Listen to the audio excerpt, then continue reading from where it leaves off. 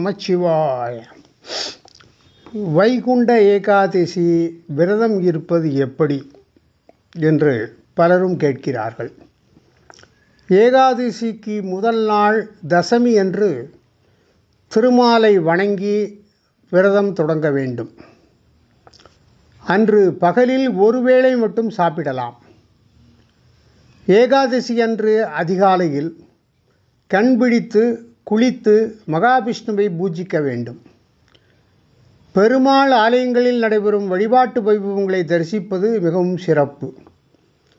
அன்று இரவு முழுவதும் கண் விழித்து புராண நூல்களை படிப்பதும் பகவான் நாமங்களை சொல்வதுமாக இருக்க வேண்டும்.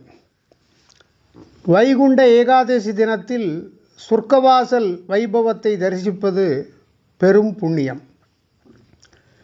ஏகாதசிக்கு மறுநாள் துவாதசி அன்று உணவு அருந்துவதை பாரணை என்பர்.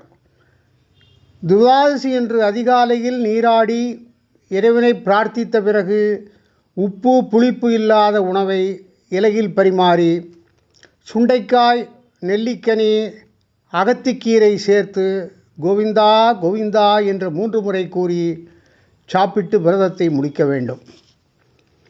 நாம் சாப்பிடும் முன்பாக பெரியோருக்கும் வறியவருக்கும் உணவு வழங்க வேண்டும். துவாதசி அன்று பகலில் தூங்கக்கூடாது. குழந்தைகள், வயதானவர்கள், நோயாளிகளுக்கு உணவு விஷயத்தில் விலக்கு என்கிறது சாஸ்திரம். வைகுண்ட ஏகாதசி விரதத்தை அனுஷ்டித்து பெருமாளை வணங்கி வழிபட்டு துதித்து போற்றி